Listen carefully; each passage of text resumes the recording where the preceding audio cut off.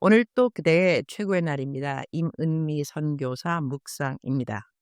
2026년 1월 11일 주일 최고의 날. 나는 어떤 일에 함께 하고 있는 자일까?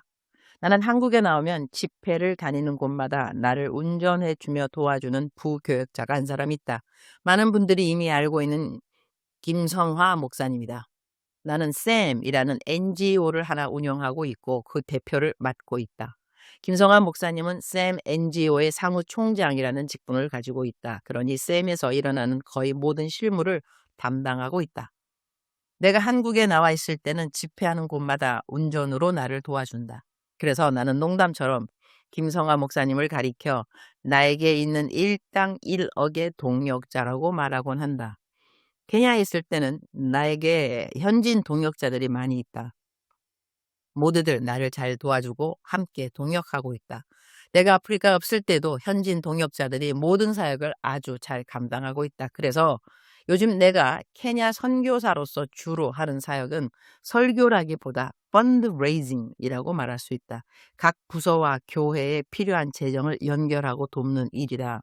매주 토요일마다 진행되는 어린이 사역이 있고 미혼모를 돕는 사역이 있으며 시골 지역을 돕는 일, 교회 어른들을 돕는 구제 사역도 있다.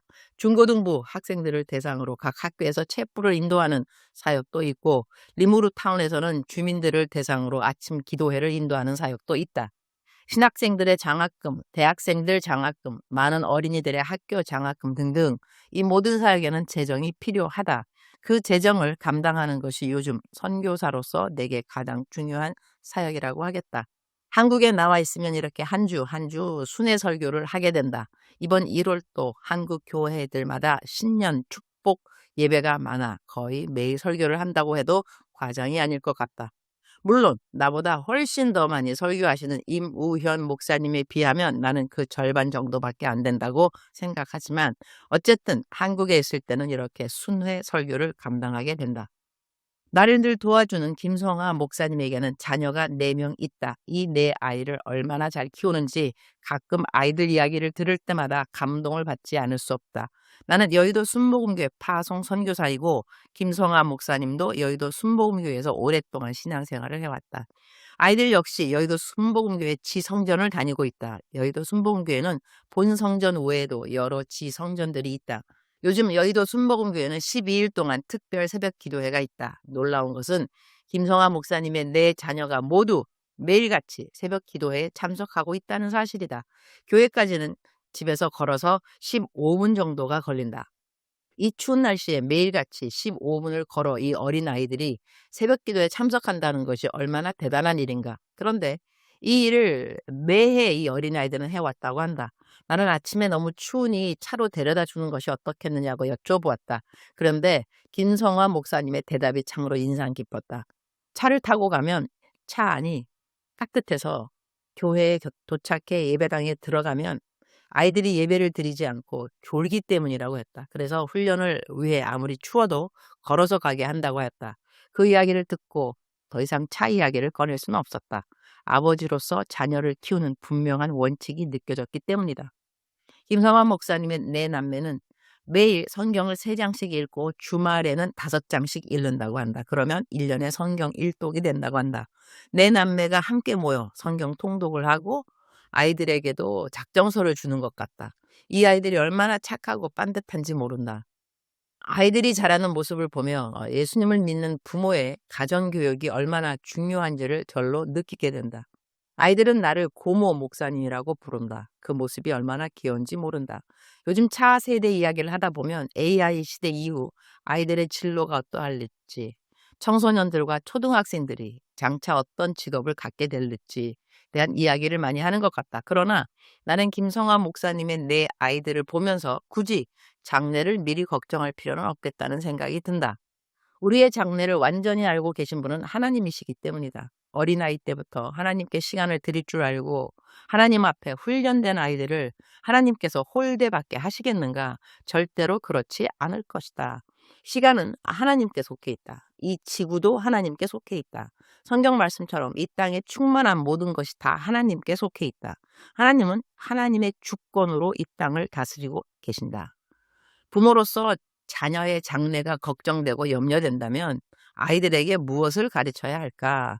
이 모든 것을 주관하시는 하나님을 어떻게 하면 잘 섬길 수 있는지, 어떻게 하면 하나님께 자기 삶의 최우선 자리를 내어드릴 수 있는지를 훈련시키는 것. 그것이 AI 시대의 지혜로운 자녀 교육의 가장 중요한 본질이 아닐까 생각하게 된다. 우리말 성경 사도행전 2장 14절. 그러자 베드로가 11사도와 함께 서서 자신의 목소리를 높여 그들에게 선포했습니다. 유대 사람들과 예루살렘에 사는 모든 사람들이여, 이 일을 여러분에게 알게 하고자 하니 내 말에 귀를 기울이십시오. 41절. 그러자 베드로의 말을 받아들인 사람들이 세례를 받았고 그날 믿는 사람의 숫자가 약 3,000명이나 더 늘었습니다. 43절. 모든 사람들에게 두려움이 임했는데 사도들을 통해 기사들과 표적들이 나타났습니다. 나는 어제 숨겨진 사역자 마띠아에 대한 묵상을 했다. 다른 11사도의 사역에 비해 마띠아의 사역은 성경에 알려진 것이 거의 없다고 나누었다. 오늘은 사도행전 2장을 묵상하면서 비록 이름은 직접 나오지 않았지만 마띠아가 함께 했을 법한 사역들을 눈여겨보게 되었다. 베드로가 백성들에게 부활하신 예수님을 선포할 때 성경은 그 곁에 사도들이 함께 있었다고 기록한다. 그렇다면 마띠아 역시 그 자리에 함께 있었던 사도 중 한 사람이었을 것이다. 마띠아의 사역은 베드로처럼 드러나 설교하는 사역은 아니었을지라도 설교하는 베드로 곁에서 그의 말을 믿고 동의하며 오늘날의 표현으로 말하면 아멘으로 설교에 활합하면서 예배를 섬기는 사역이었을 수 있다는 상상을 해보게 된다. 또 그날 약 3,000명이 세례를 받았다고 기록되어 있는데 베드로 혼자서 그 모든 사람에게 세례를 주었을 일은 없다.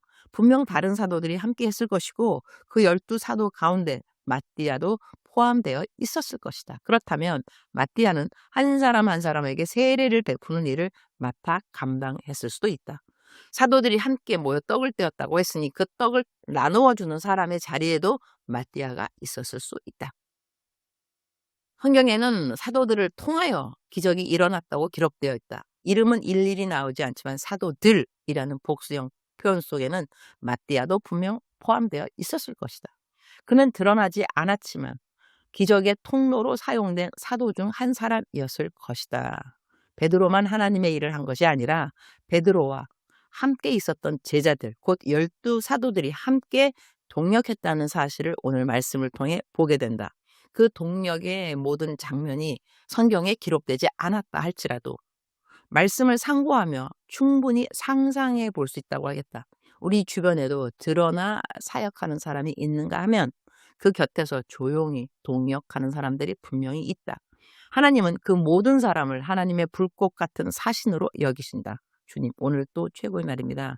드러나게 행하는 일이 없다고 해서 스스로를 작게 여기거나 낙심하는 사역자가 한 명도 없도록 도와주옵소서.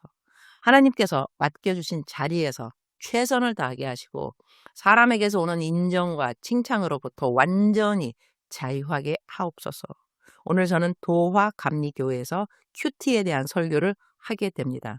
큐티에 대해 말씀을 해달라고 특별히 요청받은 만큼 말씀을 묵상하며 삶에 얻게 되는 영적 전리품들을 잘 설명하게 하시고 듣는 모든 성도님들이 새해를 말씀 묵상으로 작정하며 살아가도록 주님 도와주시기를 기도드립니다. 주님 사랑합니다.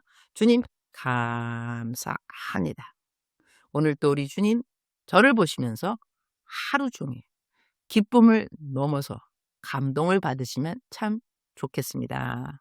외우면 좋은 말씀 우리말 성경 사도행전 2장 14절. 그러자 베드로가 11사도와 함께 서서 자신의 목소리를 높여 그들에게 선포했습니다.